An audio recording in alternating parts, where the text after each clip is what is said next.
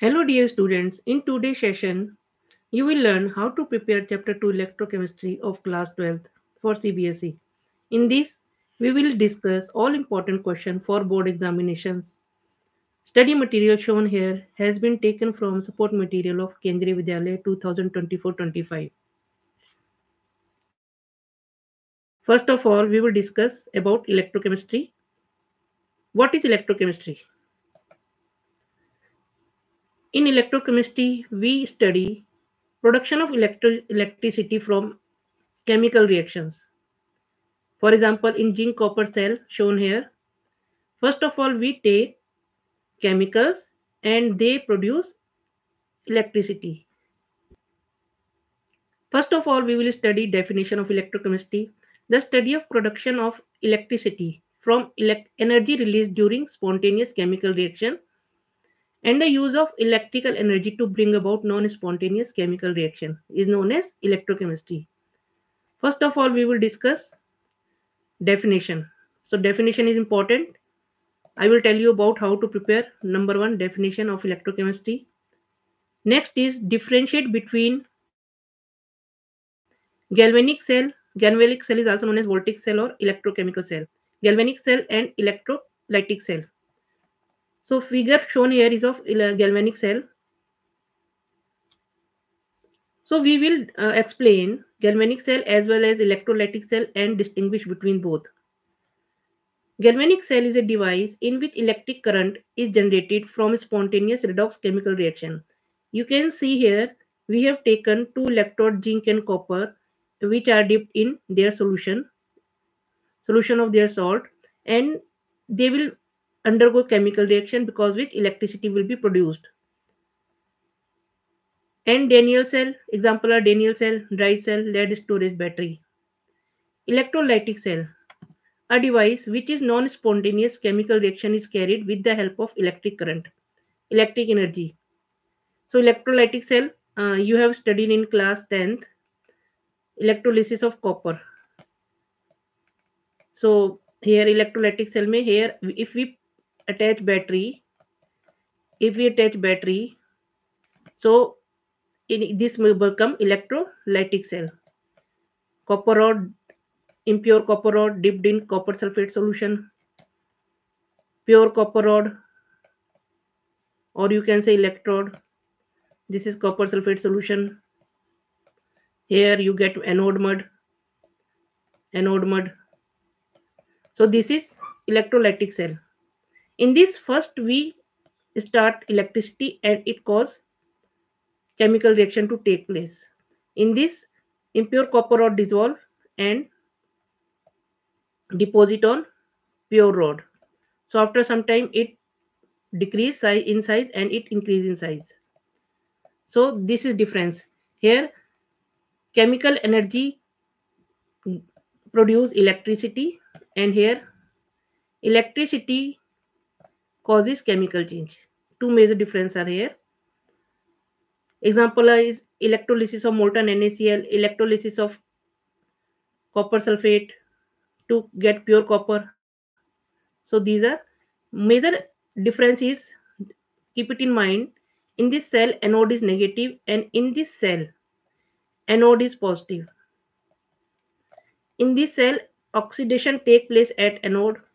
In this cell also oxidation take place at anode. In this cell after some time zinc rod dissolve at anode. In this also after some time copper rod dissolve at anode. In this cell after some time copper rod become thick at cathode. Here also copper rod become thick at cathode.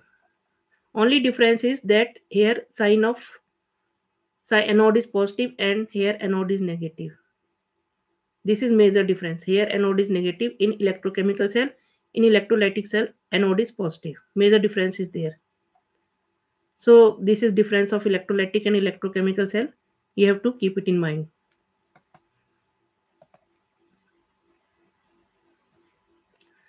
So in this, what type of question you will get in exam? Number one, on this based on this figure, These are important question. It may be case based, it may be assertion reasoning based. So these are important question, short question for your exam. In which direction flow of current will be there? Flow of electrons from this to direction, it has been shown here, from anode to cathode, or you can say from negative electrode to positive electrode. These are very important question. Direction of flow of current. Current will flow from cathode to anode. Cathode to anode, ये current का direction है, cathode to anode. Electrolyte used. Electrolyte, ये जो आपके salt solution आपके हैं वो कौन से यूज हुए? Zinc rod is dipped in zinc sulphate solution and copper rod is dipped in copper sulphate solution. तो electrolyte use is zinc sulphate and copper sulphate. Material of anode and material at cathode या of cathode. तो anode ये rod है जो, that is electrode, it is also called zinc rod or electrode or material of anode. It is also called cathode or electrode, positive electrode or material at cathode. Material at cathode is copper rod and material of anode is zinc rod. Electrolyte used in salt bridge. Salt bridge में कौन सा electrolyte use हुआ है and why it is used? In salt bridge KNO3 which will not react either of the salt taken in the cell. In KNO3 solution in agar-agar, concentrated KNO3 solution is agar-agar. So electrolyte इस salt bridge में आपने ये लिया है. Preparation and use of salt bridge. तो this is 2 mark question. Salt bridge कैसे बनता है, ये कैसे prepare होता है, इसमें क्या लेते हैं, important question. तो these are all important question based on electrochemical cell. It consists of a U tube containing semi-solid paste of either KCl, KNO3 और NH4Cl. तो कोई भी 3 पूछ सकते हैं या 2 पूछ सकते हैं, तो आपने सारे लर्न करने हैं. सबसे पहले हम लेते हैं ग्लास ट्यूब बेटा. ये आपने ली ग्लास ट्यूब यू शेप्ड. फिर आपने ये सॉल्यूशन बनाया अगर अगर का. ये जेली लाइक सॉल्यूशन बन जाता है पहले जब इसे हीट करते हैं. सैचुरेटेड सॉल्यूशन बनाया अगर अगर का. Saturated solution आपने बनाया. When it becomes saturated solution, कि no more solute can be added in water, then we will add KCl और electrolyte हम इसमें add कर देंगे, and we will fill it in with the help of any tube or funnel. We will fill it in this U tube, glass tube. When it becomes solid, after some time ये jelly की तरह जम जाएगा. Jelly की तरह जम जाएगा. ये जो हमने सॉल्यूशन इसमें डाला है ये जेली की तरह जम जाएगा. Then we will close these ends by using glass wool. Glass wool से आप इसके एंड वूल की तरह ही होता है, ग्लास वूल होता है, ग्लास पार्टिकल के बने होते हैं. बंद करके इसको इन्वर्ट करके यहाँ लगा देंगे. तो this is known as salt bridge. Salt bridge function तो इसका सॉल्ट ब्रिज का बेटा ये हो गया, प्रिपरेशन भी हो गया. इन जिलेटिन और अगर अगर जेली, तो जेली टाइप बन जाता है, सॉलिड हो जाता है. इसका फंक्शन पूछ लेते क्या फंक्शन है. तो 2 फंक्शंस ऑफ सॉल्ट ब्रिज क्या है. Number 1, it help in flow of ion. For example अगर यहाँ से इलेक्ट्रॉन गए, यहाँ से गए, यहाँ से गए, तो यहाँ से सर्किट इनकम्प्लीट हो गया. अगर नहीं होगा तो ये सर्किट कैसे कंप्लीट होगा. Number 1, it complete circuit, help in flow of ion and completion of circuit and maintains electrical neutrality. Electrical neutrality क्या होती है बेटा. हेयर KNO3, तो सॉल्ट ब्रिज में KNO3 बेटा आपका क्या आएगा, जिंक जब डिसोशिएट होता है यहाँ पर तो जिंक रॉड डिसॉल्व होनी शुरू हो जाती है. तो zinc will give more electron, 2 electron, ये आपको बहुत सारे इलेक्ट्रॉन देगा जिंक. ये रिएक्शन यहाँ पर हो रहा है. So here zinc ion will be in excess. Electron तो फ्लो कर जाएंगे ऊपर, इलेक्ट्रॉन विल मूव, इलेक्ट्रॉन इधर मूव करके इधर आ जाएंगे. Zinc ion will be excess. तो न्यूट्रलाइज करने के लिए जिंक आयन को, जिंक डिसॉल्व भी होता जा रहा है इधर से. ये देखो रॉड से इधर जिंक डिसॉल्व हो रहा है, ये जिंक इस इधर से डिसॉल्व हो रहा है. तो जिंक आयन आपके एक्सिस में हो जाएंगे, रॉड से डिसॉल्व होते जा रहे हैं. ऑक्सीडेशन का मतलब सिंपल आप मान लो कि डिसॉल्व हो रही है चीज, रॉड डिसॉल्व हो रही है. तो जिंक यहाँ पे डिसॉल्व हो रहा है, तो इसमें जो इलेक्ट्रॉन एक्सिस में आएंगे they will move upward in anode to cathode. तो इलेक्ट्रॉन जब यहाँ मूव करने लगेंगे जिंक भी एक्सिस में हो जाएगा. तो जिंक जो है अट्रैक्ट करने लग जाएगी इलेक्ट्रॉन को and restrict the flow of electron. तो जिंक को न्यूट्रलाइज करने के लिए यहाँ KNO3 का कौन आएगा, नाइट्रेट आयन इधर आएगा, नाइट्रेट आयन आएगा and it will neutralize zinc ion. जो एक्सिस में यहाँ हो रहे हैं ये डिजोल्व होकर इधर आते जा रहे हैं, इलेक्ट्रॉन तो मूव करते जा रहे हैं, फिर थोड़ी देर बाद इतने ज़्यादा हो जाएंगे कि इलेक्ट्रॉन को जाने नहीं देंगे, अट्रैक्ट करने लग जाएंगे। तो इसको न्यूट्रलाइज करने के लिए नाइट्रेट आयन इधर आएगा। तो this is function of electrolyte in salt bridge. अब इधर कॉपर है, कॉपर यहाँ जम रहा है, यहाँ डिपोजिट हो रहा है, ठीक है। Copper start to deposit on copper rod, after some time copper rod become thick. Copper deposit हो रहा है इधर, तो सल्फेट आयन यहाँ पे आपके एक्सिस में हो जाएंगे, sulphate ion become more rare. ये इलेक्ट्रॉन इधर से इधर आए, कॉपर यहाँ से लिया, तो कॉपर विल टेक इलेक्ट्रॉन जो आपके एनोड से आ रहे हैं and it will deposit here in this form, ये डिपोजिट हो रहा है yellow copper. Sulphate ion will be become in excess, again it will restrict the reaction. So to neutralize negative ion, तो ये सॉल्ट ब्रिज में से के positive इधर आएगा इसको न्यूट्रलाइज करने के लिए। तो सॉल्ट ब्रिज के दो वर्क है, नंबर 1 सर्किट को कंप्लीट करता है and help in flow of ion by completing the circuit and maintain electrical neutrality. ये इलेक्ट्रिकल न्यूट्रलिटी मेंटेन रखता है, इधर एक्सिस ऑफ जिंक आयन को न्यूट्रल करता है and here excess of sulphate ion को पोटेशियम न्यूट्रल करता है। These are very important question, कोई भी क्वेश्चन मिस नहीं करना। इसके बाद एक क्वेश्चन आपका ये आता है, discuss the how will you represent electrochemical cell. तो ये आता है representation of electrochemical cell, representation of electrochemical cell 1 mark का इंपॉर्टेंट क्वेश्चन आता है। तो बेटा इसमें सबसे पहले हम एनोड साइड लेंगे, ये देखो ये इसी को हमने रिप्रेजेंट करना है। First of all you will show salt bridge, ये हमारा सॉल्ट ब्रिज हमने शो कर दिया। सॉल्ट ब्रिज के साथ कौन है, सोल्यूशन है, जिंक आयन का सोल्यूशन है, तो जिंक प्लस आयन शो कर दिए। कॉमन आयन हम नहीं करते, जैसे सल्फेट है तो ये हम इसमें रिप्रेजेंटेशन में शो नहीं करेंगे। सबसे पहले हमने शो करा salt bridge, this is salt bridge, उसके साथ आपके जिंक आयन आ गए, ये हमने जिंक आयन शो कर दिया, उसकी कंसंट्रेशन कितनी है वो शो कर दी, और उसके साथ आपकी जिंक रॉड है। तो salt bridge, zinc ion, zinc rod, ये देखो salt bridge, zinc ion, zinc rod. ऐसे ही कॉपर साइड में आ जाओ, salt bridge, copper ion, common common cancel हो गए, they will not show in representation of electrochemical cell. ये बहुत इंपॉर्टेंट क्वेश्चन है, 1 मार्क का question most of the time आता है, कोई भी आपको रिएक्शन दे देंगे उसमें रिप्रेजेंटेशन देंगे। तो try to write anode on this side and cathode on this side. More active metal act as anode, left side में आप एनोड लिखो और राइट साइड में कैथोड लिखो मोस्ट ऑफ द टाइम। ज्यादातर आप देखोगे फिगर में भी यही होता है, एनोड ऑन लेफ्ट साइड बनाते हैं ज्यादातर इस साइड, किसी किसी बुक में मिस्टेक से इधर बना दिए, तो एनोड हमेशा लेफ्ट हैंड साइड में बनाइए आप और कैथोड हमेशा राइट हैंड साइड में बनाइए। तो these are all important question based on electrochemical cell. इनमें से कोई भी आपका एक आ जाएगा क्वेश्चन जो मैंने यहाँ मेंशन करे हुए, शॉर्ट क्वेश्चन है सारे। Next is all definitions based on these topics. Now you can see all the definition based on these topics. सबसे पहले हमारी डेफिनेशन कौन सी है, जितनी भी इसमें डेफिनेशन है 1 mark definition will be there in your examination. इनमें से एक जरूर आएगी, जैसे आपकी है electrode potential and standard electrode potential. तो इलेक्ट्रोड पोटेंशियल क्या होता है, potential difference between electrode and electrolyte. For example this is आपका जिंक सेल था, तो इलेक्ट्रोड और इलेक्ट्रोलाइट के बीच में जो पोटेंशियल डिफरेंस है, ये जो है potential difference electrode and electrolyte के बीच में, ये इसके और इसके बीच में जो पोटेंशियल डिफरेंस है, इसको हम बोलेंगे electrode potential.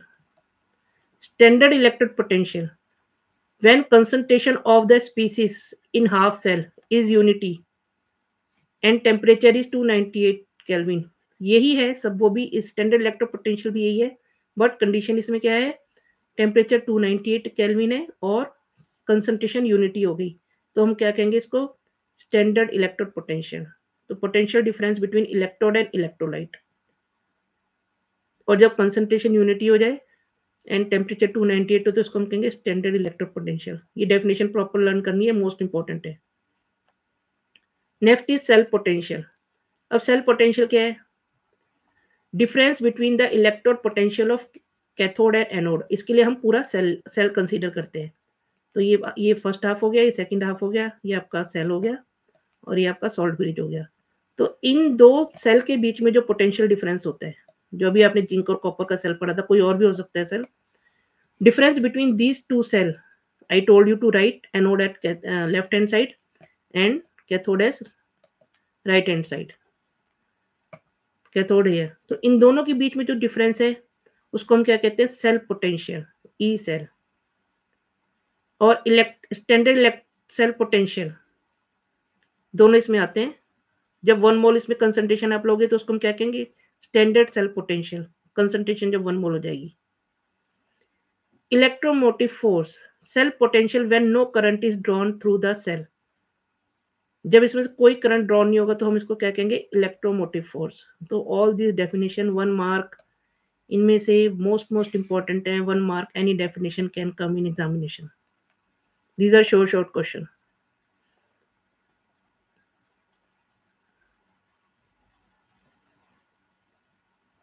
So they are saying that it is common practice to express all the electrode potential as reduction potential. What does it mean? So you must have seen that there is a table in your book. There is a table in your book where they have shown E naught, standard reduction potential. तो standard reduction potential, तो कह रहे हैं जो हम electrode potential दिखाते हैं वो हम रिडक्शन पोटेंशियल बताते हैं most of the time. Reduction potential is equal to negative of oxidation potential. For example copper का रिडक्शन पोटेंशियल आप टेबल में देखिए एनसीईआरटी की, क्या दिया होगा? Reduction potential of copper is 0.34 volt. What does it means? 0.34 volt. This is reduction potential of copper. तो इसका ऑक्सीडेशन पोटेंशियल क्या हो जाएगा बेटा? माइनस. सो ऑक्सीडेशन पोटेंशियल हो जाएगा कॉपर का माइनस 0.34 वोल्ट. तो फॉर एग्जांपल अगर किसी का रिडक्शन पोटेंशियल देके आपसे ऑक्सीडेशन पूछ लिया तो उसका माइनस कर दोगे. For example zinc, reduction potential of zinc is 0.76 volt. आप दो ही की लर्न कर लो, एक कॉपर का एक जिंक का, that is sufficient. And hydrogen का इसका है माइनस 0.76 वोल्ट. ये रिडक्शन पोटेंशियल है जिंक का, ई नॉट वैल्यू ऑफ जिंक. तो इसका ऑक्सीडेशन पोटेंशियल क्या आ जाएगा? Plus 0.76 volt. देखो इसका क्या मतलब है? Reduction potential means reduction. Copper को आ जाएगा प्लस 0.34 वोल्ट. मींस कॉपर का रिडक्शन ज्यादा हो रहा है, रिडक्शन पोटेंशियल. जिंक का देखो रिडक्शन पोटेंशियल कम है. कॉपर का ऑक्सीडेशन पोटेंशियल नेगेटिव हो गया, ये देखो नेगेटिव चार्ज है यहाँ पे, negative. Copper oxidation potential negative हो गया, मतलब ऑक्सीडेशन कम होता है. जिंक का ऑक्सीडेशन ज्यादा होता है. रिडक्शन पोटेंशियल नेगेटिव में तो ऑक्सीडेशन पोटेंशियल बिकम पॉजिटिव. तो more active metal is that metal which has more oxidation potential. Book में आपका क्या दिया था? E naught. E naught means reduction potential. Keep it in mind that in book we have reduction potential, and इसका sign change कर दोगे तो it will become oxidation potential. If any metal has more oxidation potential that will oxidise first. ये most important line है इस chapter की. If you learn it तो आपका सारा पेपर अच्छा ही जाएगा. ये तीनों वैल्यू लर्न कर लेना, और सारी नहीं करनी, बस ये 3 करनी है, कॉपर की, जिंक की एंड हाइड्रोजन की. ये आपके अंडरस्टैंडिंग में इस चैप्टर की बहुत कम आएगी. Next your short question is, इस फिगर के बेस क्वेश्चन आता है. 3 मार्क्स का हो सकता है, 1 मार्क का हो सकता है. 3 और 1 मार्क का. तीनों फिगर के बेस भी पूछ सकते हैं और 1 फिगर के बेस भी पूछ सकते हैं. ये आपका सेम ही सेल है जो आपका लगाया हुआ है, ये आपका यहाँ तक सेम सेल है. इसमें इन्होंने क्या कराया बेटा? ऑपोजिट डायरेक्शन में एक सेल पोटेंशियल एक्सटर्नल लगा दिया. External voltage in opposite direction of cell potential. For example in your normal cell, electron यहाँ से एनोड टू कैथोड जा रहे हैं, नॉर्मल जा रहे हैं, इतना एरिया आपका एक्स्ट्रा है. इन्होंने क्या कर लिया? एक्सटर्नल पोटेंशियल लगा दिए.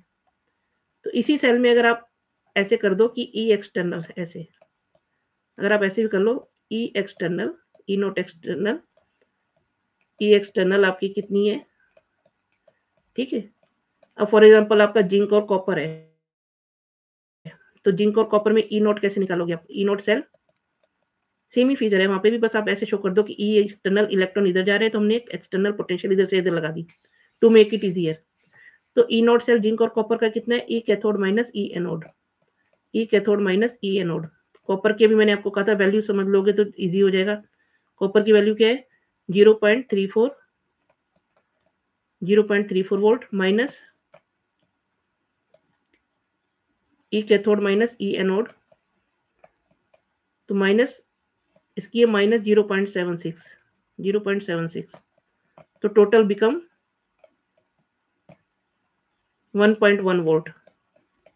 तो by this value you get here reading 1.1 volt 1.1 volt 1.1 volt. तो जिंक और कॉपर का आपका ई नॉट वैल्यू 1.1 वोल्ट आ जाती है।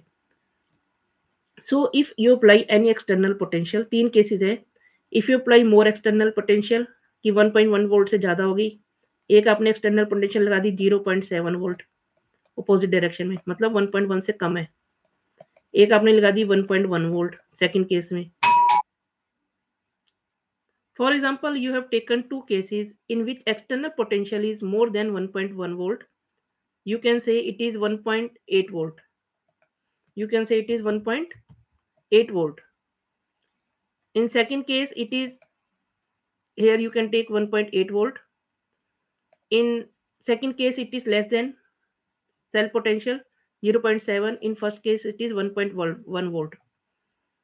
So if external potential is less than cell potential, ये एक्सटर्नल पोटेंशियल हम इधर से इधर अप्लाई कर रहे हैं, अगर लेस है तो क्या होगा, it can not stop flow of current. तो करंट में ज्यादा इस पोटेंशियल है, current will flow in the same direction, इधर से इधर ही फ्लो करते रहेंगे।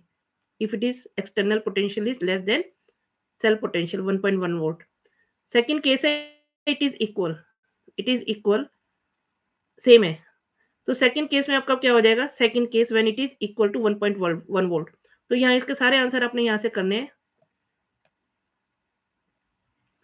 फर्स्ट केस आप, for example if you take external potential is less then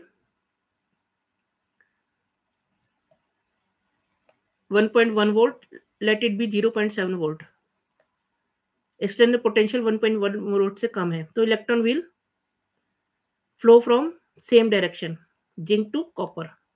zinc to copper same है क्योंकि एक्सटर्नल पोटेंशियल जो अपोजिट डायरेक्शन में लग रही है उसमें इतनी पावर नहीं है कि सेल की मेन पोटेंशियल को अपोज कर पाए, तो electron will flow from same direction. ये देखो 0.7 इस इधर से हमने अपोजिट डायरेक्शन में एक्सटर्नल पोटेंशियल लगा दी, सेल की हमारी 1.1 वोल्ट इलेक्ट्रॉन इधर से इधर मूव कर रहे थे, तो अगर इसकी पावर कम है तो ये इलेक्ट्रॉन को इसको स्टॉप नहीं कर पाएंगे, electron will flow from zinc to copper. Second है if external potential is 1.1 volt, हमारे इलेक्ट्रॉन इधर से इधर 1.1 वोल्ट से जा रहे थे, एक्सटर्नल पोटेंशियल हमने ऑपोजिट लगा दी 1.1 वोल्ट, तो क्या होगा, दोनों की सेम पावर होगी, तो no flow of electron will take place, no chemical reaction, तो केमिकल रिएक्शन आपका स्टॉप हो जाएगा। थर्ड इज इलेक्ट्रोड पोटेंशियल, हमारी इधर से इधर 1.1 वोल्ट की थी, इलेक्ट्रॉन इधर से इधर जा रहे थे, अब हमने इलेक्ट्रोड पोटेंशियल क्या लगा दी, ज्यादा लगा दी, 2.0 वोल्ट लगा दी। अब इसकी पावर ज्यादा हो जाएगी, तो क्या हो जाएगी, ये इलेक्ट्रॉन जो इधर से इधर जा रहे थे अब एक्सटर्नल पोटेंशियल की वजह से अपोजिट डायरेक्शन में जाने लग जाएंगे, मींस कॉपर टू जिंक। तो यहाँ पे इसमें अपोजिट डायरेक्शन में हो जाएगा, इलेक्ट्रॉन फ्लो अपोजिट डायरेक्शन में। यहाँ पे इलेक्ट्रॉन फ्लो नहीं होगा, यहाँ पे सेम डायरेक्शन में होगा, यहाँ पे अपोजिट डायरेक्शन में हो जाएगा। Zinc is deposited at the zinc electrode, अब यहाँ उल्टा हो जाएगा, पहले कॉपर यहाँ डिपोजिट हो रहा था, सिंपल सेल में कॉपर डिपोजिट हो रहा था, यहाँ पे कुछ भी डिपोजिट नहीं हो रहा था बिकॉज नो रिएक्शन, और यहाँ पे उल्टा होने लग जाएगा, zinc will deposit at the anode and copper will dissolve at the copper electrode. तो आपको ये वाले टर्म जरूर लर्न करने, इस पे based question answer most important question, इसके बेस्ड श्योर क्वेश्चन आपके आ सकते हैं।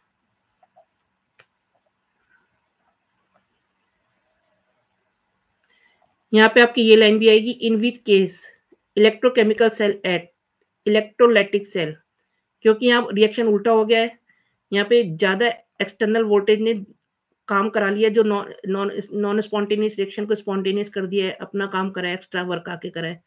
तो हम यहाँ पर क्या करें, इलेक्ट्रिसिटी इज डूइंग वर्क, इसने अपना काम करा के कि कॉपर को डिसॉल्व कर दिया, जिंक डिपोजिट हो गई।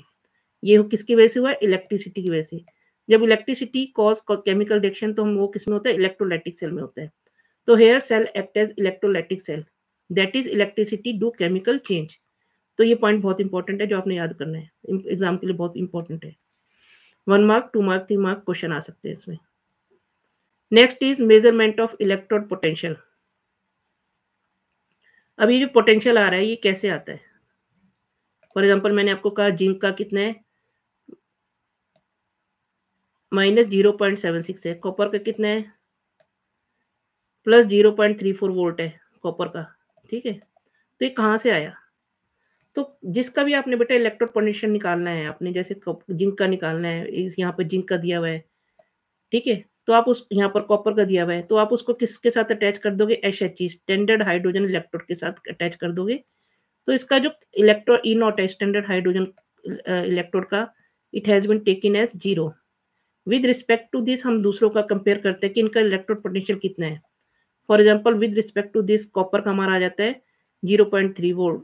तो कॉपर का आप इसके इलेक्ट्रोकेमिकल सीरीज में 0.34 आ जाएगा, 0.34 वोल्ट, और जिंक आ जाएगा -0.76 वोल्ट।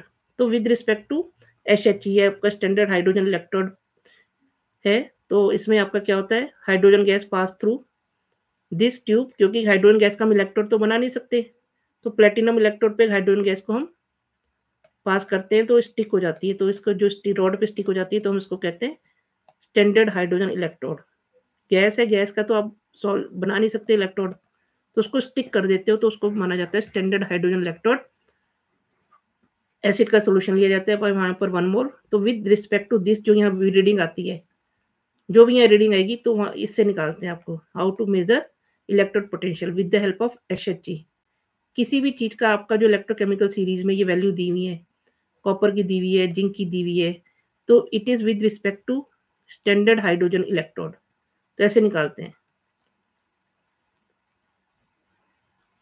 तो how do you measure electrode potential of a cell of a metal और इलेक्ट्रोड? तो विद रिस्पेक्ट टू हाइड्रोजन हम निकालते हैं। तो यहाँ पे जो वैल्यू आएगी that it will be value of that electrode.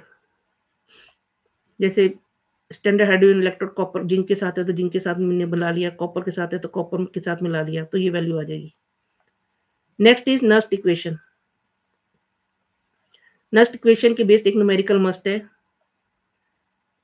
Nernst equation दो टाइप की होती है बेटा, एक फॉर एक सिंगल हाफ रिएक्शन के लिए, फॉर एग्जांपल आपका जिंक और कॉपर 2 इलेक्ट्रोड है, तो इनके लिए एक नस्ट इक्वेशन होती है, ये जिंक और कॉपर वाला है, ये anode is zinc, cathode is copper, ये आपका है।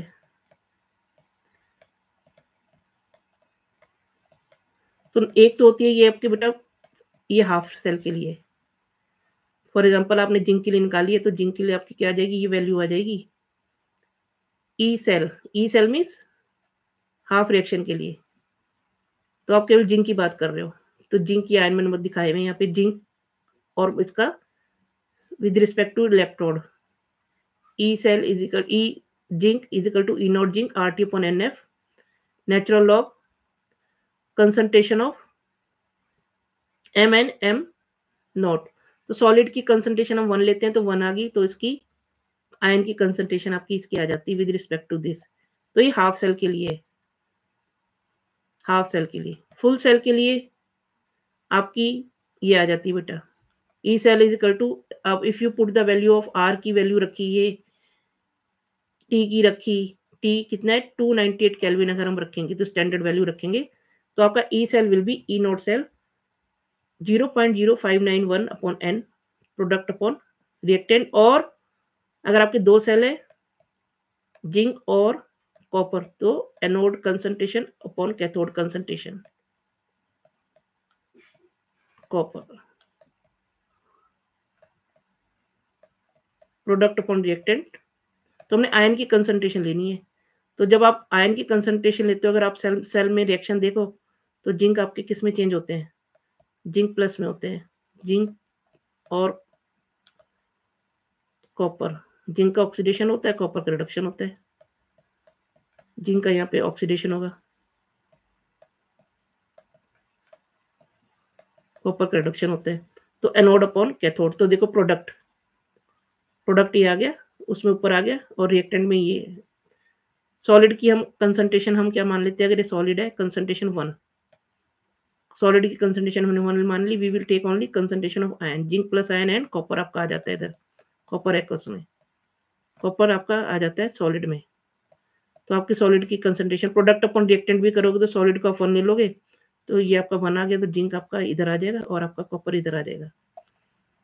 तो इसके बेस न्यूमेरिकल जरूर आते हैं 3 मार्क्स के, वेरी मोस्ट इंपॉर्टेंट। तो यहाँ लिखा हुआ है, यहाँ पे ये ऐसे लिख लो, या एनोड अपॉन कैथोड लिख लो, या प्रोडक्ट अपॉन रिएक्टेंट लिख दो।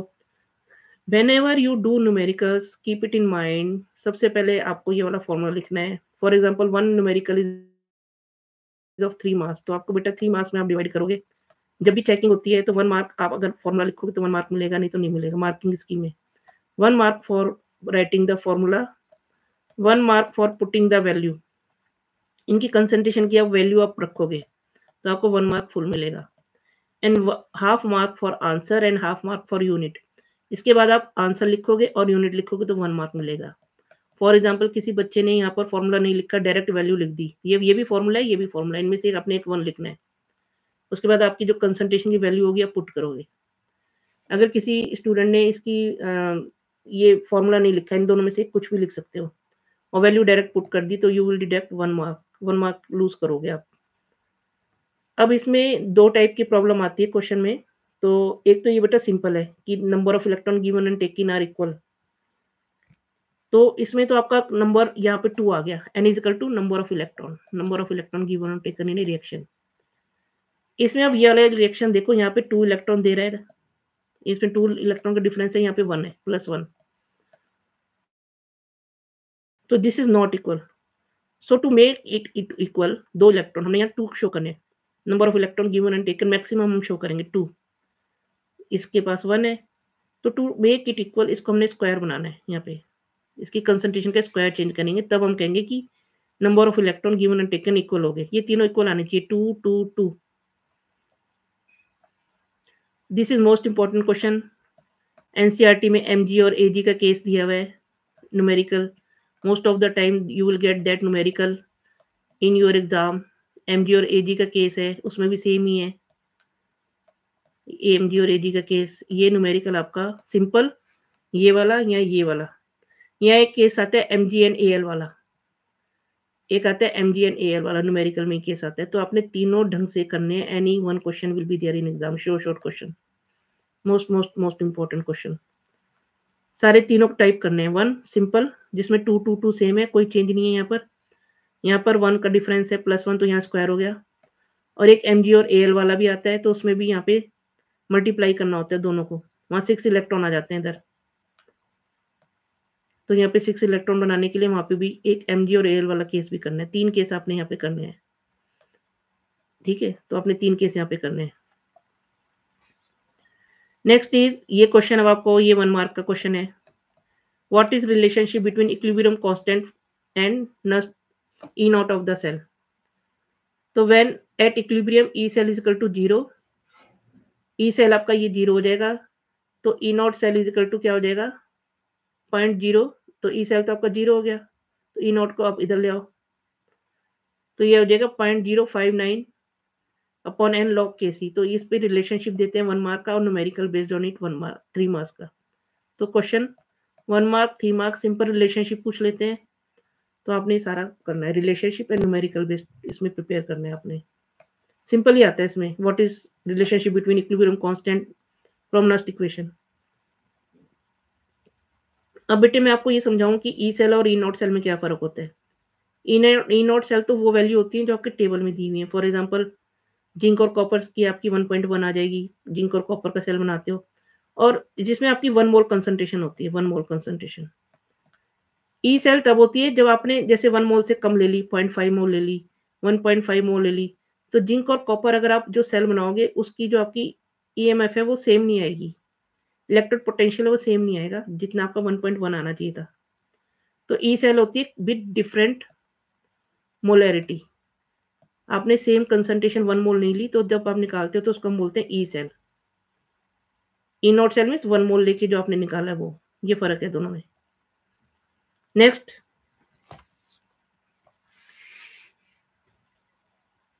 How delta G is related to EMF of the cell, gives free energy कैसे रिलेटेड है, तो ये 1 मार्क का क्वेश्चन जरूर आता है, relationship and numerical based on it.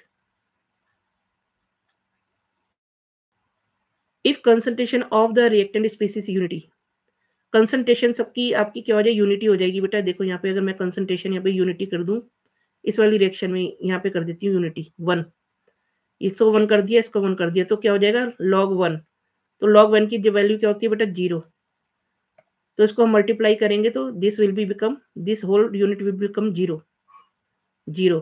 तो E cell will be E naught cell when concentration of the electrolyte is or all ion is unity।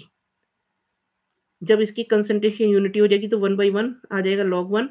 तो log 1 वैल्यू होती है 0, तो 0 मल्टीप्लाई बाय दिस, ये सारा आपका क्या हो जाएगा 0 हो जाएगा। तो आपका तब हो जाएगा E cell is equal to E naught cell, यही लिखा हुआ है। If concentration of all the reacting species is unity, then E cell is equal to E naught cell. So we get G naught is equal to minus NFE cell। जब unity ले लोगे तो E naught बन जाएगा ये। जैसे होता है ना नफा नुकसान, तो नफी नुकसान, नफी सेल, नफी, मैंने तो ऐसे याद करा था, delta G equal to minus Nafi.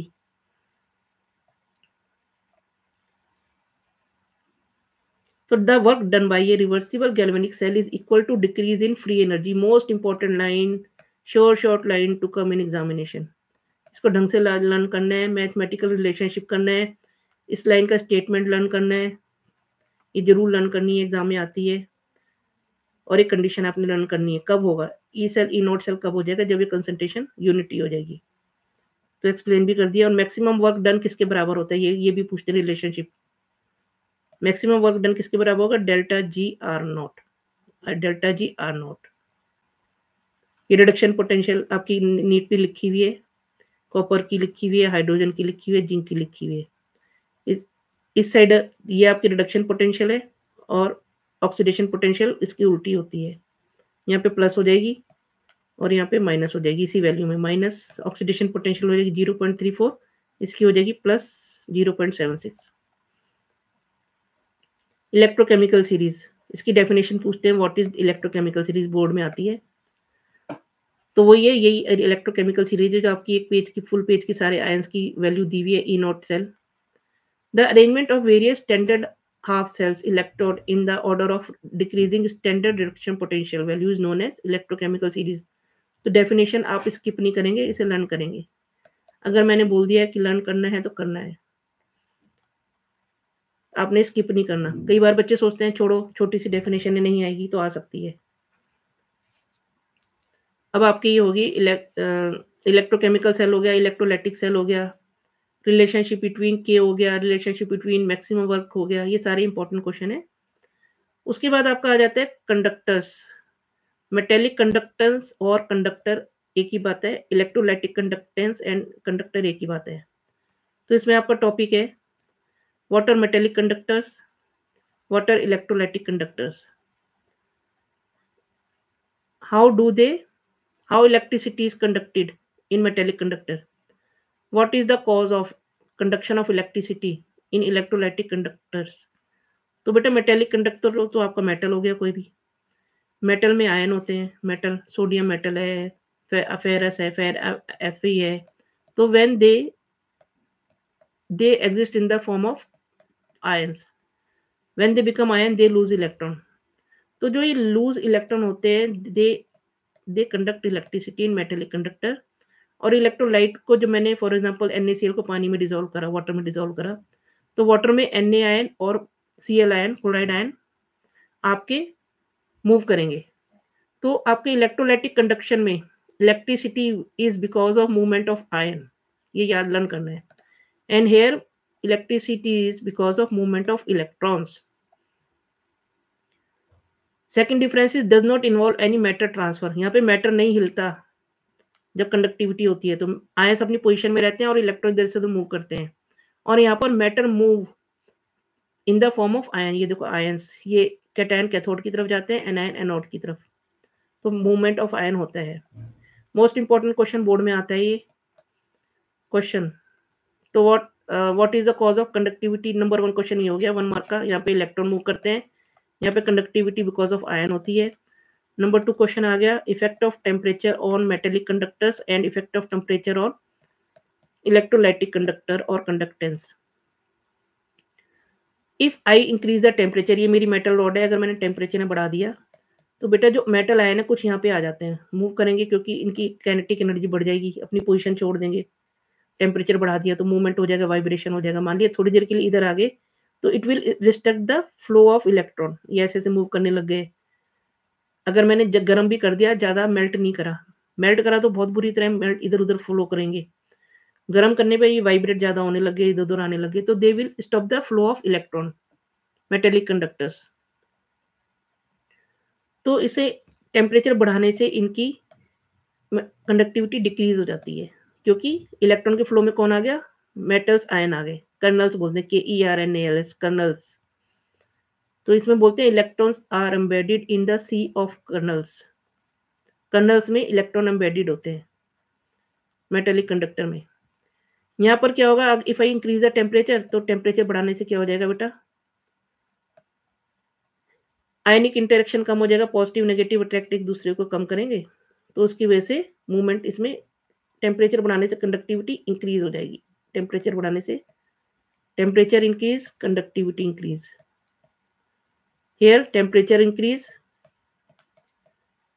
conductivity decrease because some ions restrict the flow of electron. Most important sure short question 1 and 2। ये भी क्वेश्चन जरूर आता है, 2 मार्क्स का आ जाता है ये वाला। तो as a distinguish between on extra question के बेस में आपने करना है।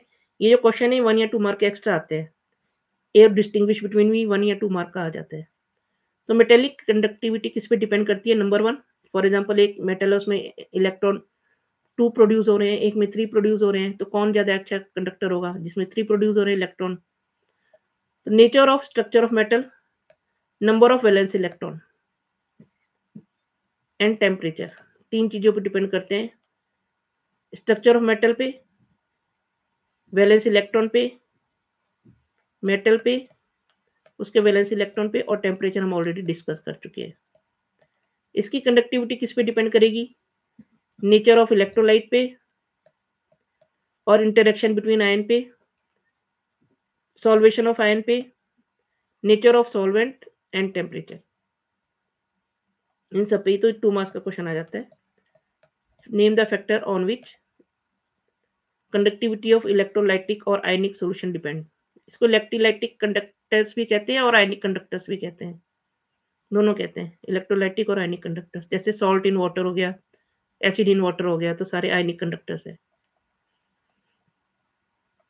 कंडक्टेंस ऑफ इलेक्ट्रोलाइटिक सॉल्यूशन, तो इसमें जितनी भी यहाँ डेफिनेशन है ये सारी, ये जरूर करनी है, इनमें से एक जरूर आती है। नंबर 1, रेजिस्टेंस से हम स्टार्ट करेंगे। रेजिस्टेंस, रेजिस्टेंस क्या होता है, कोई आपके फ्लो ऑफ करंट हो रहा है इधर से इधर,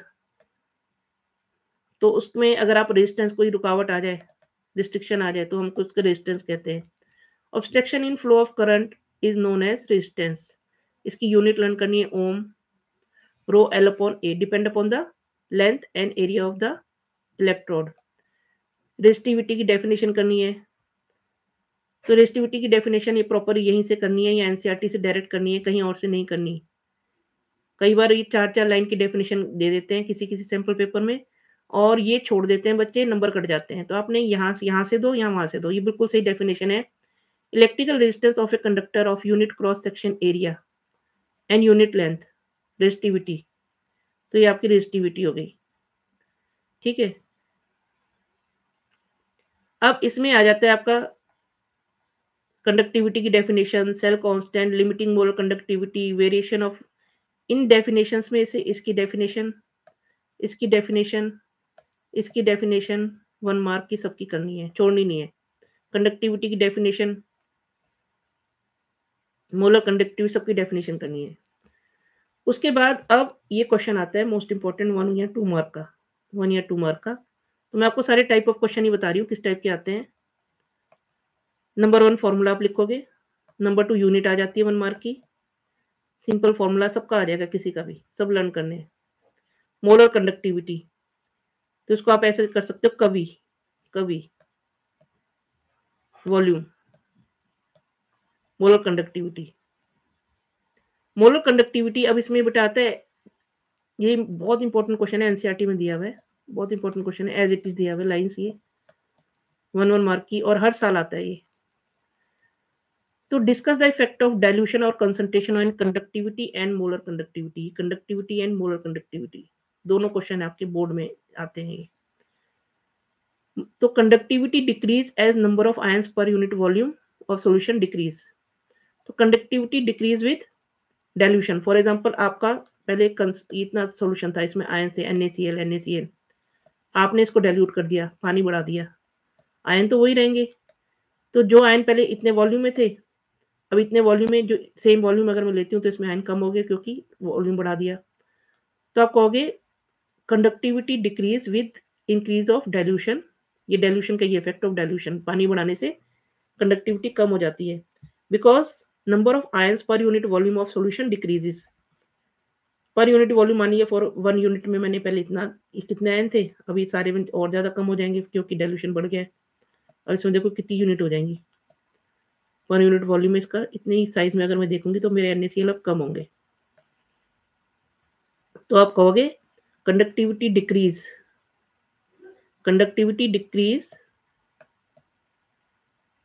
on dilution as decrease on dilution as number of ions per unit volume decrease।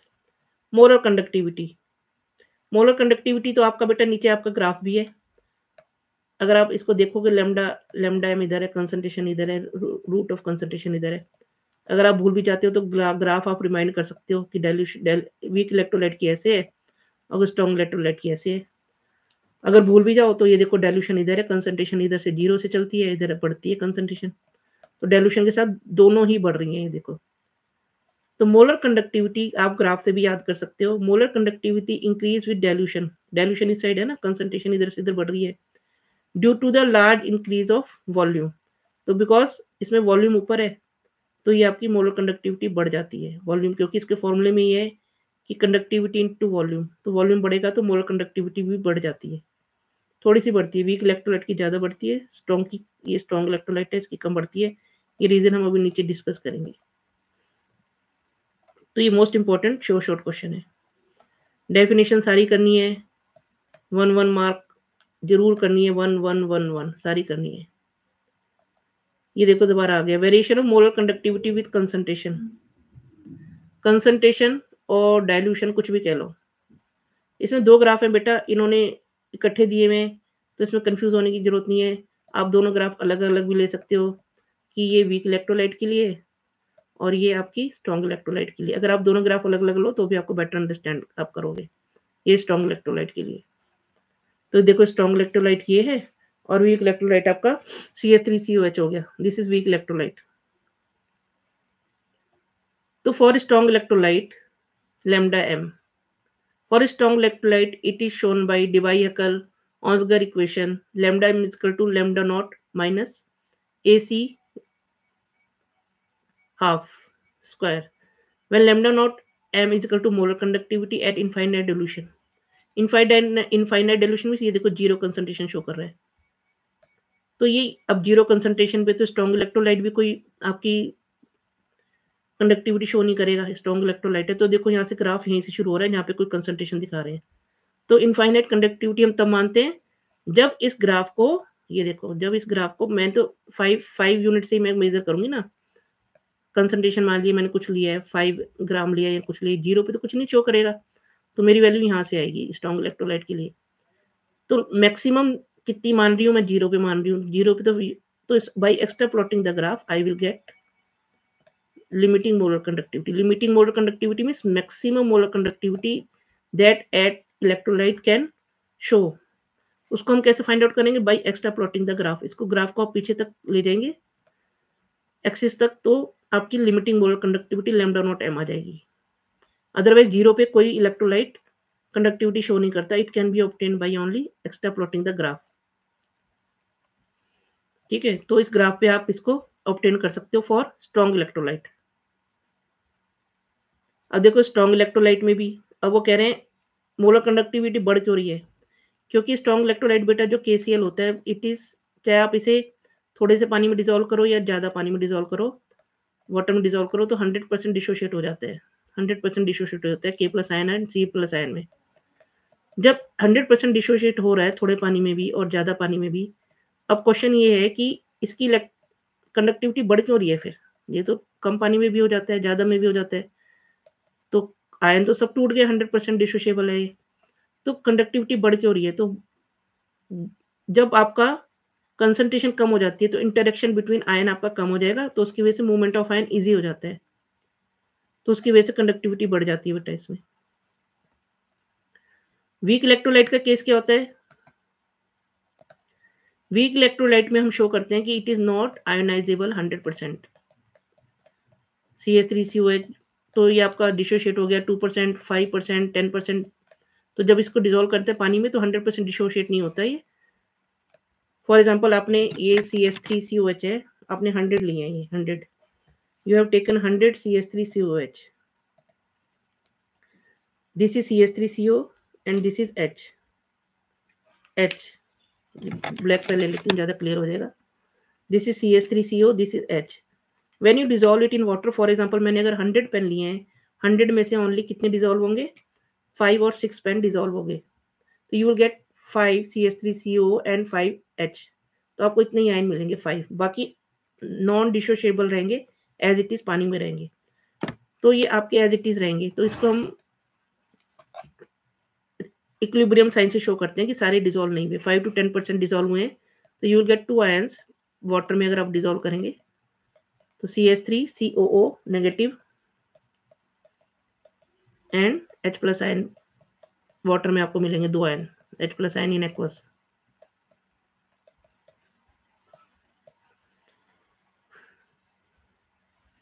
तो इसको जब आप वाटर में डालोगे, इसका भी आप जब डाइल्यूशन करोगे, फॉर एग्जांपल पहले आपने पानी इतना लिया, अब जैसे ही इसमें आप पानी डाल रहे हो देखो इसकी डिसोसिएशन बढ़ रहा है, but it are not 100% dissociable at any dilution. लेकिन 100% नहीं, कितना भी पानी डाल लो 100% डिसोशिएट नहीं होगा ये।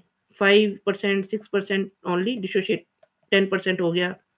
तो डिपेंड करता है, different different electrolyte different different dissociate होते हैं। तो you will not get this graph on this axis, यहाँ पर आपको नहीं मिलेगा। So you can not find out lambda naught m for weak electrolyte on this graph. So question आता है, can you find out lambda naught m for, ये देखो lambda naught m है इसका स्ट्रॉन्ग इलेक्ट्रोलाइट का, जहाँ ये मिल गया तो ये lambda naught m हो गया स्ट्रॉन्ग इलेक्ट्रोलाइट का।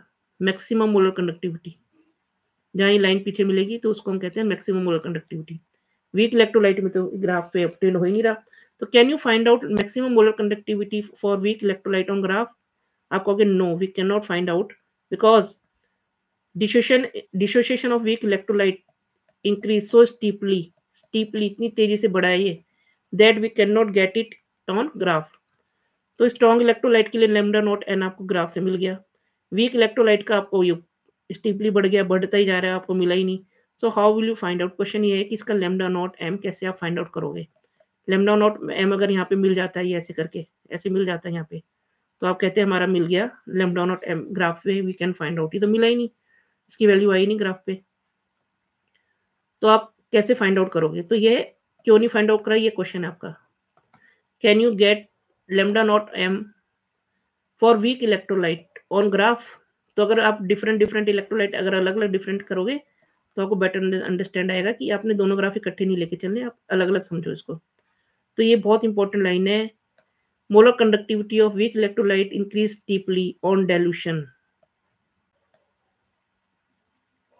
और डिक्रीज इन कंसंट्रेशन। मतलब पानी बढ़ा दिया तो डाइल्यूट हो गया, या हम कहेंगे कंसंट्रेशन कम हो गई, पानी बढ़ा दिया तो। सेम अमाउंट ऑफ इलेक्ट्रोलाइट के लिए, for example 5 gram acetic acid लिया, यहाँ पे भी 5 ग्राम है, आपने बस क्या फर्क करा है इसमें, पानी बढ़ा दिया। तो ये मोस्ट इंपॉर्टेंट लाइन है, most of the time you will get in, ये जरूर करना है, इंक्रीज स्टीपली, ठीक है, due to increase in the number of ions on dissociation. जो आपके ये रिवर्सिबल आयन थे ये थोड़े से बढ़ने लग जाते हैं और बहुत ज्यादा तेज से बढ़ते हैं, you can not get in for graph. अब मोलर कंडक्टिविटी, अब ये देखो यहाँ पे ये क्वेश्चन जो डिस्कस करा था, डाइल्यूशन के साथ बढ़ रही है ये क्वेश्चन है कि डाइल्यूशन के साथ क्यों बढ़ रही है क्वेश्चन, क्योंकि आयन तो पहले कम पानी में भी 100 थे मेरे, 100% डिसोशिएबल है KCl, और डाइल्यूशन कर दिया तब भी 100 थे, 100% आयन थे मेरे। तो जब 100% आयन डिसोशिएट हो गया तो कंडक्टिविटी क्यों बढ़ रही है? तो KCl is dissociable at all dilution, all concentration, 100% dissociate हो रहा था, नंबर ऑफ आयन तो सेम है, because interaction of ion decreases on dilution, क्योंकि जो आयन पहले पास पास थे K+ और Cl आयन एक दूसरे को अट्रैक्ट कर रहे थे मोर कंसंट्रेशन में, अब डाइल्यूशन हो गया तो अट्रैक्शन कम हो गया, तो मूवमेंट ऑफ आयन बढ़ गया, तो कंडक्टिविटी बढ़ जाएगी फॉर स्ट्रॉन्ग इलेक्ट्रोलाइट ओनली। तो ये लाइन आपने याद करनी है, attraction between ions decreases as ions move far apart. Next is Kohlrausch law. Kohlrausch law क्या कहते हैं बेटा, कि ये जो आपको लैम्डा नॉट एम ग्राफ पे नहीं मिला है, how will you find out it? तो कोरलोस लॉ कहता है लिमिटिंग, दिस इज डेफिनेशन, इसके बेस्ड आपका क्या आएगा, यहाँ पे तो आपका ये आ गया क्वेश्चन यहाँ पे बन गया कि मोलर कंडक्टिविटी स्ट्रॉन्ग इलेक्ट्रोलाइट की डाइल्यूशन के साथ क्यों बढ़ती है। ये आपका क्वेश्चन हो गया, ये आंसर हो गया। Molar conductivity increases slowly on dilution, question क्या आ गया आंसर। आयनिक अट्रैक्शन डिक्रीजेस, ये क्वेश्चन हो गया। नाउ ये क्वेश्चन इसमें बनेगा, how will you find out, यहाँ पे क्वेश्चन है आपका बेटा, नोट कर लीजिए, how will you find out limiting molar conductivity of weak electrolyte. Weak electrolyte आप कैसे फाइंड आउट करोगे, तो कोरलोस लॉ से करोगे, क्योंकि यहाँ पे आपको ग्राफ में नहीं मिल रही, तो कैसे फाइंड आउट करोगे। सबसे पहले कोरलोस लॉ की डेफिनेशन, 1 मार्क शॉर्ट क्वेश्चन है। It state that the limiting molar conductivity of an electrolyte can be represented at the sum of individual contribution of anion and cation of the electrolyte. तो for example आप CaCl2 लोगे, CaCl2 ले लो, CaCl2, तो जब ये dissociate होगा तो क्या मिलेगा आपको, you will get, if you take CaCl2 when dissolve it in water, तो सॉल्ट है, तो स्ट्रॉन्ग सॉल्ट है, तो पूरा ही हो जाएगा Ca2+ एंड Cl2-, 2Cl-।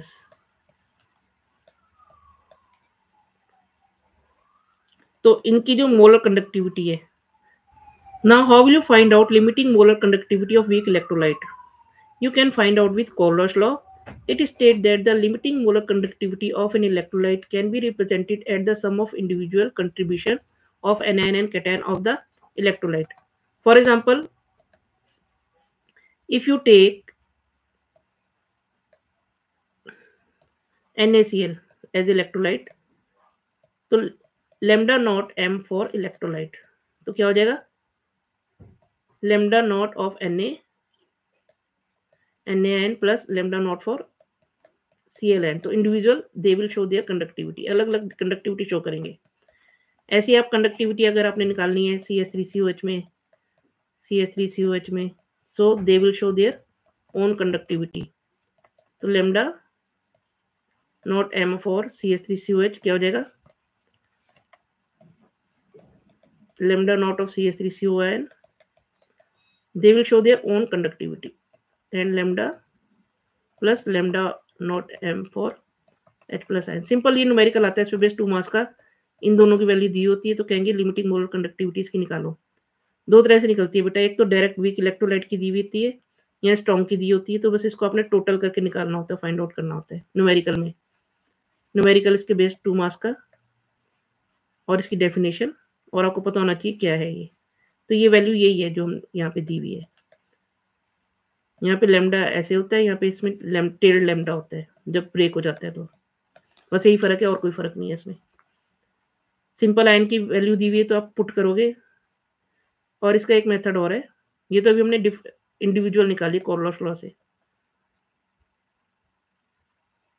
तो here this is lambda naught and lambda naught are molar conductivity of cation and anion, break हो गए तो लेमडा टेल्ड हो जाएगा। एप्लीकेशन ऑफ कोरलोस लॉ, तो बेटा ये 2 मार्क्स का क्वेश्चन आता है, discuss the application of Kohlrausch law. Number 1 इसकी डेफिनेशन आप करोगे, डेफिनेशन 1 मार्क, न्यूमेरिकल्स 2 या 3 मार्क्स का श्योर शॉट है। एप्लीकेशन ऑफ कोलोश लॉ 2 मार्क्स आ जाता है most of the time. Number 1 आप ऐसे 2 ही लिख दोगे तो नंबर आपको पूरे मिल जाएंगे जो हाईलाइटेड है। Calculation of molar conductivity of weak electrolyte at infinite dilution and to find out degree of dissociation of weak electrolyte and determine dissociation constant because they are all interrelated to each other of weak electrolyte.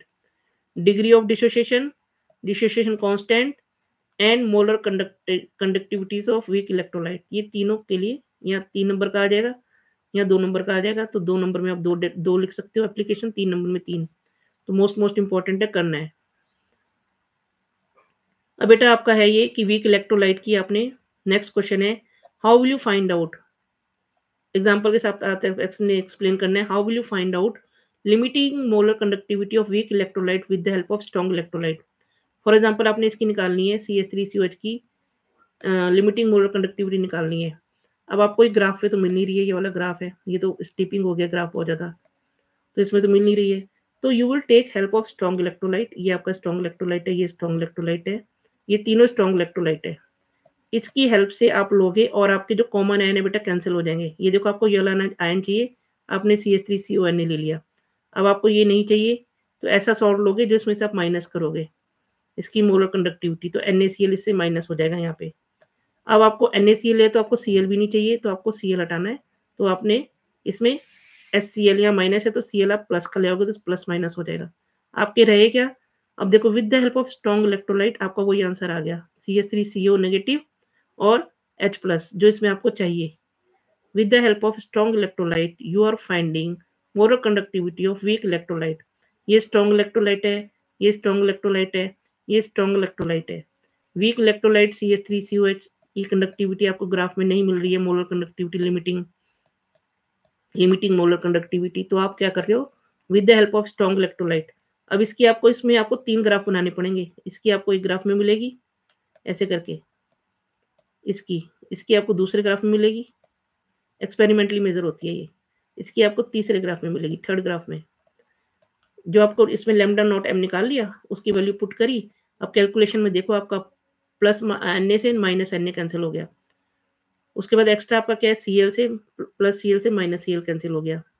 Remaining is CH3COH जो आपको asked है,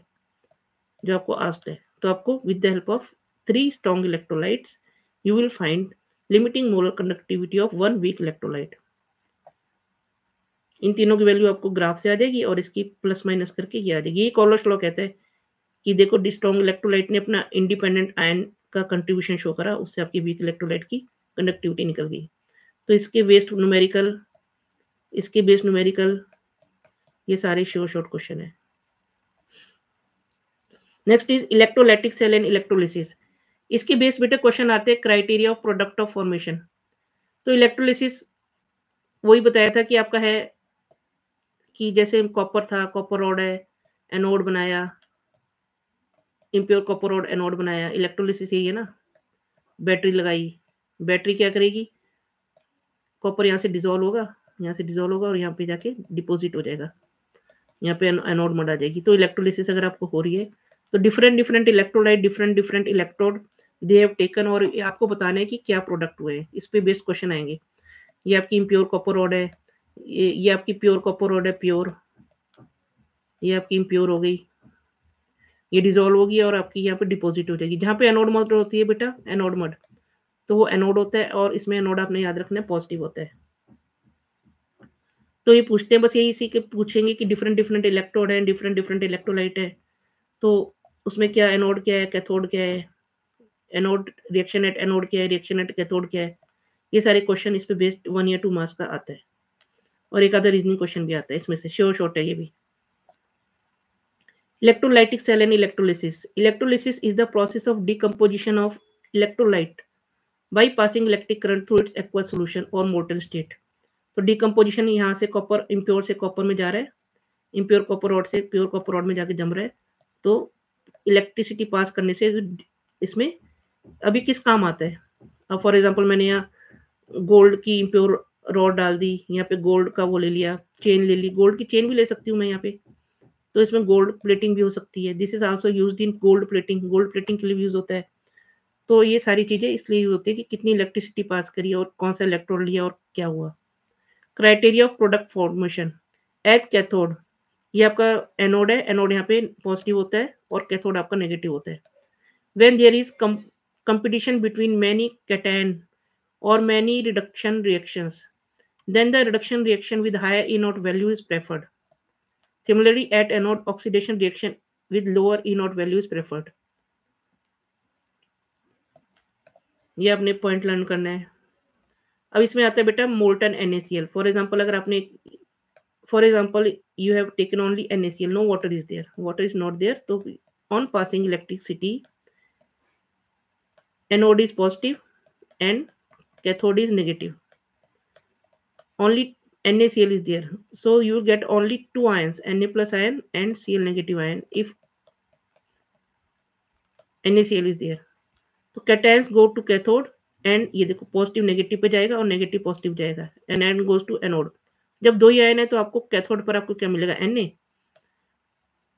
और anode पर क्या मिलेगा, chlorine gas. दो ही ion है तो कंपटीशन है ही नहीं, वही जो है वही मिल जाएंगे। ये 1 मार्क इंपॉर्टेंट है कि व्हेन मोल्टन NaCl इलेक्ट्रोलाइसिस होती है तो एनोड कैथोड पर what you get, aqueous NaCl जब इलेक्ट्रोलिसिस होती है तो कैथोड और एनोड पर आपको क्या मिला। ठीक है बेटा। अब ये इंपॉर्टेंट क्वेश्चन हम ऐसे डिस्कस करते हैं, जब आप एक्वस NaCl को कर रहे हो, एक्वस NaCl में बेटा आपका पानी भी है, अब देखो यहाँ पे वाटर भी बना दो, H प्लस और OH नेगेटिव भी बना दो। और इसमें आयंस में कंपटीशन होगा। आयंस में कंपटीशन क्या होगा, अब यहाँ पर होना क्या है, कैटायंस कैथोड पर जाते हैं, कैथोड पर क्या होता है, रिडक्शन। रिडक्शन अब इनमें कंपटीशन होगा कि इसमें रिडक्शन होना है तो रिडक्शन पोटेंशियल किसका ज्यादा है। आप कंपेयर करो, हाइड्रोजन का रिडक्शन पोटेंशियल 0 है और Na का कितना है, -2.71 वोल्ट। तो अब इनमें कंपटीशन हुआ तो कौन जीता, किसका रिडक्शन होना है कैथोड पर, हाइड्रोजन का। तो यहाँ पर आपको क्या मिलेगी, हाइड्रोजन गैस। कंपटीशन हुआ यहाँ पे। अब यहाँ पर किसका कंपटीशन हुआ, वाटर का और Cl का। यहाँ पे OH है लेकिन आपने क्या ना वाटर का, वाटर विल गिव अस, तो इसमें हाइड्रोजन आपको मिल गया। यहाँ पे इसका और इसका कंपटीशन होना है एट एनोड, तो इसका E0 वैल्यू आपकी कितनी है बेटा, -1.36 वोल्ट है और वाटर की कितनी है, 1.23 वोल्ट। एनोड पर आपका क्या होना है, ऑक्सीडेशन होना है। तो ऑक्सीडेशन वैल्यू किसकी बेटा ज्यादा है, रिडक्शन इसका ज्यादा है तो ऑक्सीडेशन किसकी ज्यादा है, ये देखो इसकी, मोर इलेक्ट्रोड मोर ऑक्सीडेशन पोटेंशियल इसका बेटा, ऑक्सीडेशन पोटेंशियल इसका ज्यादा है 1 पॉइंट, इसका देखो ज्यादा है ऑक्सीडेशन पोटेंशियल, इसका क्या है, कम है। तो इसकी वजह से इसको ज्यादा होना चाहिए, वाटर का रिएक्शन यहाँ पर आना चाहिए जब कंपटीशन है तो, क्लोरीन और इसमें वाटर में। लेकिन ये chlorine reaction is preferred bye, oxidation potential water का ज्यादा है, क्लोरीन का कम है। क्लोरीन का रिएक्शन यहाँ पर आना चाहिए, यहाँ पर वाटर का, क्योंकि यहाँ एनोड पर oxidation, here oxidation potential of water यहाँ पे बेटा ज्यादा है, क्लोरीन का कम है। तो क्लोरीन का आपका बेटा यहाँ पे आपका क्या मिलना चाहिए, वाटर का होना चाहिए, लेकिन वाटर नहीं मिलता आपको, वाटर वाला रिएक्शन नहीं मिलता। तो क्यों नहीं होता, यहाँ पर क्लोरीन आपको मिल रही है, oxidation of H2O is relatively slow process and दस नीड एक्स्ट्रा पोटेंशियल। तो ये इसका मेन लाइन आती है, मोस्ट इंपॉर्टेंट क्वेश्चन हॉट्स में आता है कि कंपैरिजन जब करो क्लोरीन और OH का, तो आपको क्लोरीन मिलती है, आपको वाटर से रिएक्शन नहीं होता है वहां पर कंपटीशन में। तो extra potential of water due to over voltage, the oxidation of chlorine ion occur at anode in prefer to water. होना वाटर का था, हो गया क्लोरीन का, क्योंकि बिकॉज ऑफ एक्स्ट्रा पोटेंशियल। ये 1 मार्क का क्वेश्चन मोस्ट इंपॉर्टेंट है, जरूर आता है, ये लर्न करना है, 100% आता है क्वेश्चन। बाकी ऐसी सारी करने हैं, इनमें से कोई भी आ जाएगा। इसका नाम लर्न कर लेना, परऑक्सी सल्फेट आयन, कि आपने क्या लिया, H2SO4 है, देखो H2 गैस, ये तो इजी है, यहाँ पर भी Ag है, यहाँ पर पॉजिटिव आयन तो वही आ रहे हैं, नेगेटिव आयन जहाँ पे आपका एनोड पर क्या आ रहा है वो आप देख लेना, इसको लर्न करना है। Reaction at anode, reaction at cathode, इनमें से कोई भी आ सकता है, anyone will be there. Faraday gave quantitative aspect of electrolysis. For example अब मैं ये कर रही हूँ कि कॉपर हमने लिया, कॉपर की इलेक्ट्रोलिसिस हमने करी थी, तो कॉपर इलेक्ट्रोलिसिस करी थी। फॉर एग्जाम्पल मैंने गोल्ड की प्लेटिंग करनी है, तो गोल्ड मैंने रॉड ले ली, गोल्ड की प्योर रॉड ले ली, या कोई ऐसी ले ली जिसमें डिपॉजिट होनी चीज जाके, ठीक है,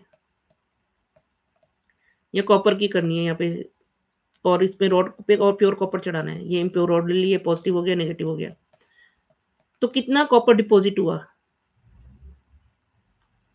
एनोड आपका पॉजिटिव है, कैथोड नेगेटिव है, तो कैथोड पे चीज आके डिपॉजिट होती है। कितना कॉपर डिपॉजिट हुआ, it will depend upon the कितनी इलेक्ट्रिसिटी पास करी।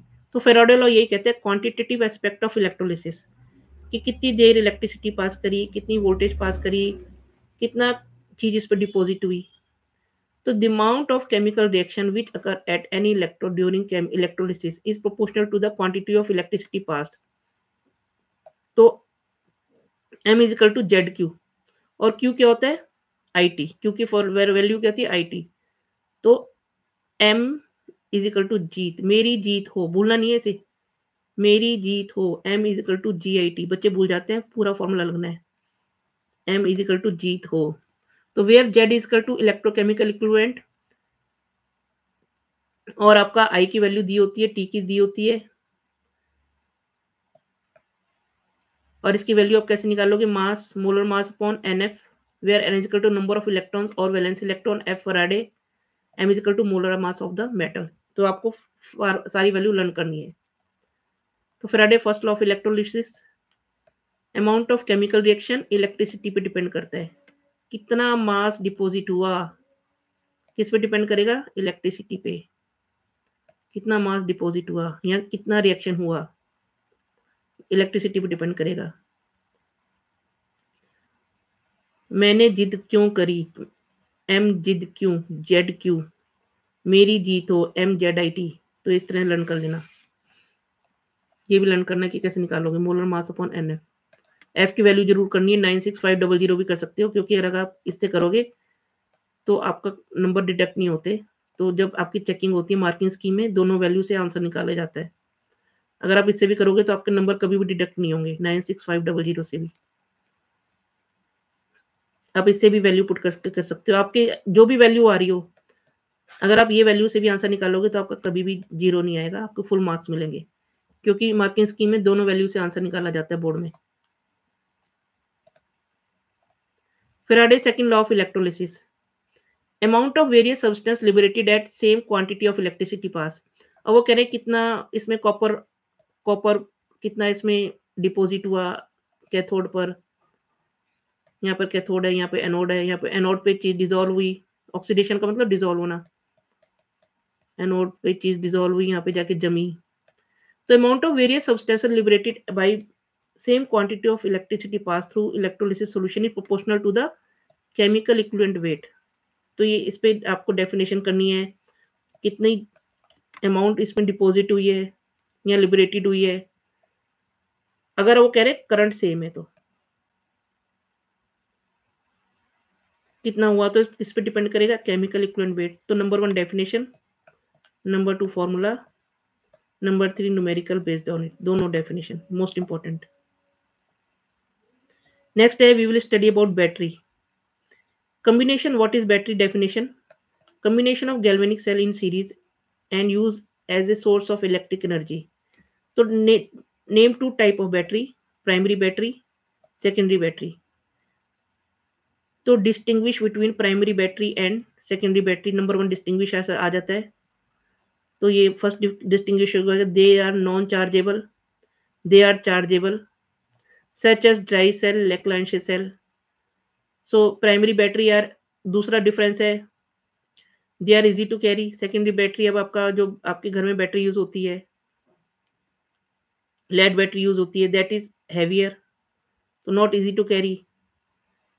प्राइमरी बैटरी वही हो गया कि chargeable means, non chargeable means reversible नहीं है, वो रिवर्सिबल है। तो इसमें आपने एग्जाम्पल के साथ आपने इसकी डिस्टिंग्विश भी करनी है, डेफिनेशन भी करनी है प्राइमरी एंड सेकेंडरी की। नेक्स्ट क्वेश्चन है इसमें कि advantage of primary over secondary and advantage of secondary battery over primary battery. तो सेकेंडरी बैटरी आपको ज़्यादा देर टाइम तक आपको करंट देती है, इलेक्ट्रिसिटी देती है। प्राइमरी बैटरी आपको लिमिटेड टाइम तक देती है। इसका एडवांटेज सेकेंडरी का ये हो गया। और ओवर प्राइमरी, प्राइमरी का क्या हो गया, over secondary, easy to carry है। तो ये सारे इसमें एक दूसरे की एडवांटेज देनी है कि ये ज़्यादा अच्छी क्यों और ये ज़्यादा अच्छी क्यों है। इस टाइप के क्वेश्चन भी आते हैं। So we will discuss one by one dry cell. कोई भी आप बैटरी करोगे तो उसमें आपका क्वेश्चन इस टाइप से बनते हैं। Number 1 material at anode, question number 1 material at anode, question number 2 material at cathode. तो सब बैटरियों का आपने ये करना है। इसका आप टेबल बना लो तो बेटर है। Electrolyte used, reaction at anode, reaction at cathode, net reaction. तो आपको ये ज़रूर करना है ड्राई सेल का। इसमें क्वेश्चन आता है कि ये जो है NH4Cl और जिंक क्लोराइड, इसमें भी इसके बेस क्वेश्चन है। एक एनसीईआरटी में रीजनिंग क्वेश्चन है। नेट रिएक्शन आपका आ गया जिंक NH4LmNO2। तो इसमें इसके सारे reasoning question, extra question NCERT में वहां से भी आपने करने हैं, सारे करने हैं। अमोनिया गैस निकलती है तो बैटरी को फाड़ देती है, बैटरी को बस्ट कर सकती है। तो अमोनिया गैस के साथ जो इसमें केमिकल्स लेते हैं, ये क्या करते हैं, इसके साथ सॉलिड कोऑर्डिनेशन कंपाउंड बना लेते हैं, जिसकी वजह से बैटरी एक्सप्लोड नहीं करती या फटती नहीं है। तो उसके सारे क्वेश्चन आपने reasoning question based on NCERT में डायरेक्ट दिया हुआ है, वहां से करना है। नेक्स्ट इज मर्करी सेल, उसका भी मटेरियल एट एनोड पूरा करना है। बेटर है कि आप इसको यहाँ पे ऐसे सबके सेल बना लो। Material at anode, material at cathode, electrolyte use, इसका एक टेबल बना लेना। Reaction at anode, reaction at cathode और टोटल रिएक्शन सबका बनाना है आपने, कोई भी आ सकता है। अब इसमें जो मेन क्वेश्चन है, ये क्वेश्चन बनता है मर्करी सेल में। ये तो आता ही है, कोई कुछ भी पूछ लेंगे कि इलेक्ट्रोलाइट क्या है, कि वह जिंक ऑक्साइड है।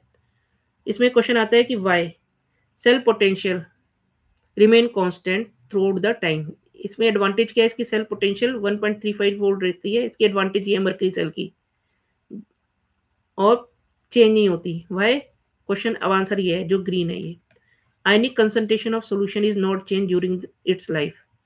तो इसमें क्वेश्चन है, बोर्ड में आता है मोस्ट ऑफ द टाइम, छोड़ना नहीं है, करना है इसको, दोनों लाइन अच्छी तरह लर्न करनी है। Lead storage battery, again material at anode, material at cathode, electrolyte use, ये पूछ लेते हैं, सारे करने learn. Reaction at anode, reaction at cathode, ठीक है, एंड टोटल ओवरऑल रिएक्शन पूरा करना है। रिचार्ज रिएक्शन ऑफ सेल, ये एनसीईआरटी में नहीं दिया हुआ, तो ये भी आपने करना है कि write a reaction. How to recharge lead storage battery, ये कुछ नहीं है, बस इसको अपोजिट करके लिख दोगे। ये देखो, लेड सल्फेट और 2H2O, और इसको अपने आपने अपोजिट करके लिख दिया, तो आपका ये रिचार्ज रिएक्शन हो गया। एनोड प्रॉपर याद करने, spongy lead, cathode lead packed with lead oxide, lead grid packed with, ये लेड की ग्रिड हो जाएगी। इसमें आपने क्या डाल दिया, लेड ऑक्साइड डाल दिया, तो आपका कैथोड हो गया।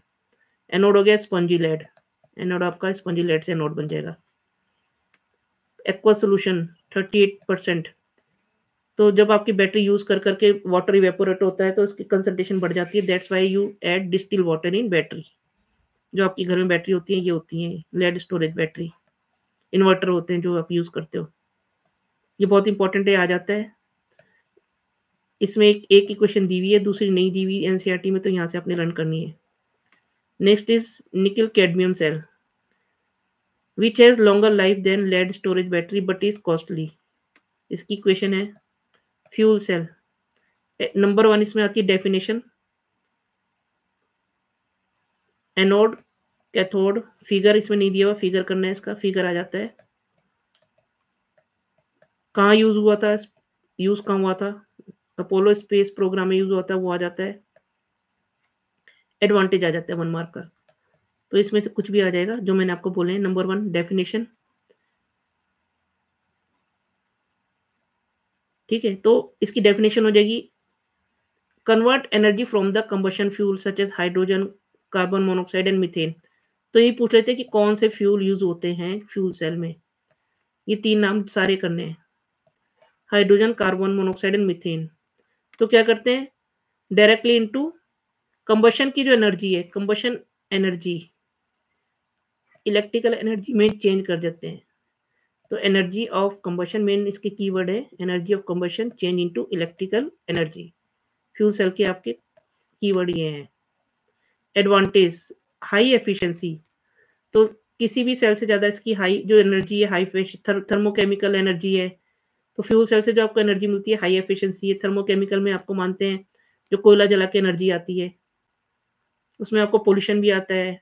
You get pollution and energy efficiency इसकी ज़्यादा होती है, 70% होती है, बाकियों की 40% होती है।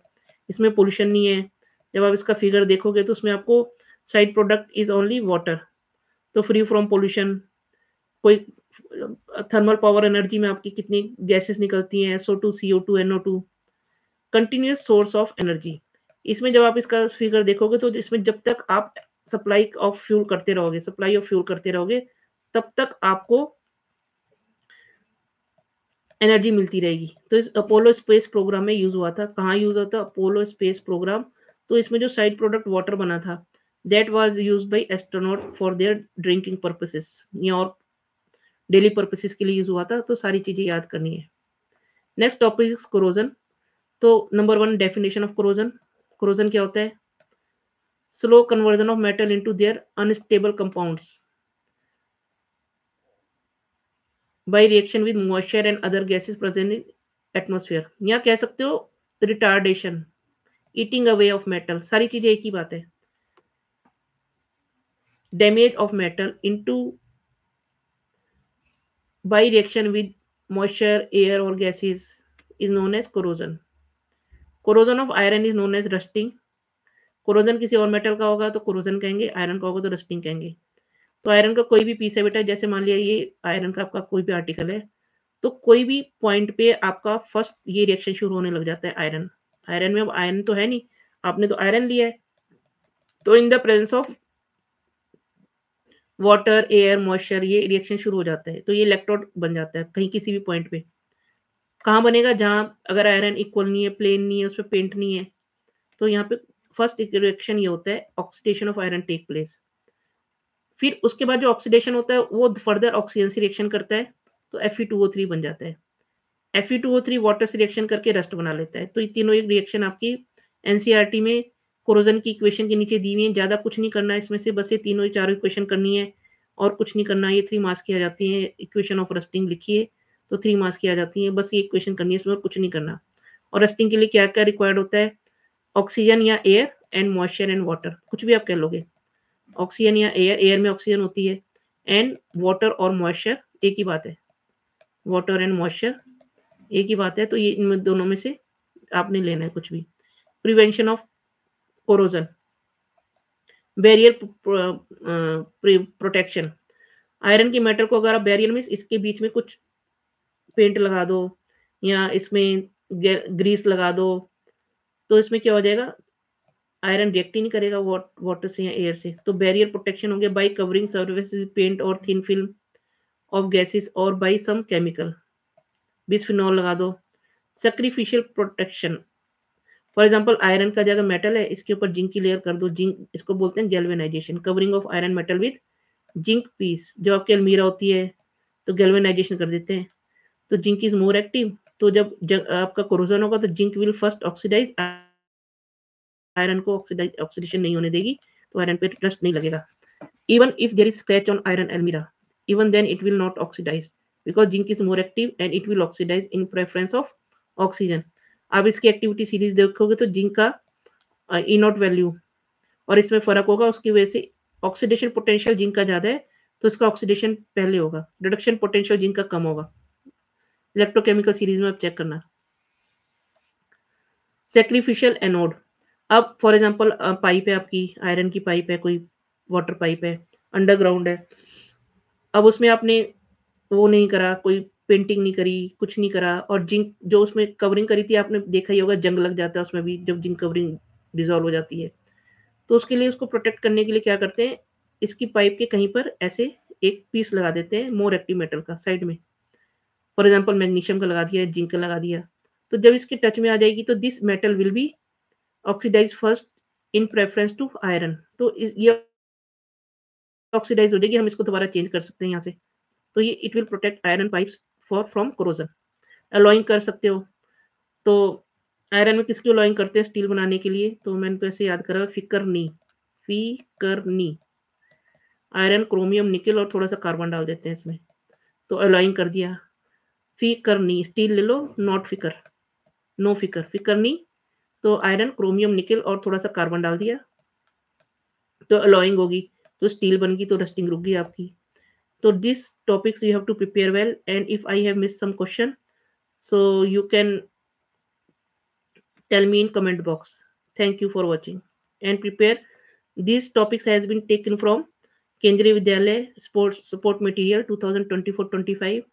And if I missed any topic, you can write in comment box and you do all the question based on these topics. And if you find any problem in any question, just write question number and page number, and I will give more explanation on that particular question. Thank you.